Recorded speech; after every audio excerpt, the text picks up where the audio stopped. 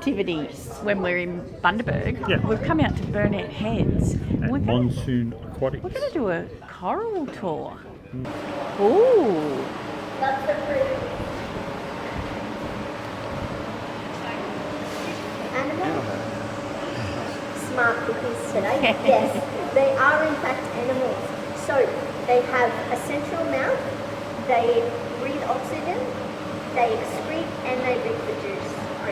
So these mouths become enlarged in that row of feeder tentacles. So can we see my finger here? Just going to place it there gently.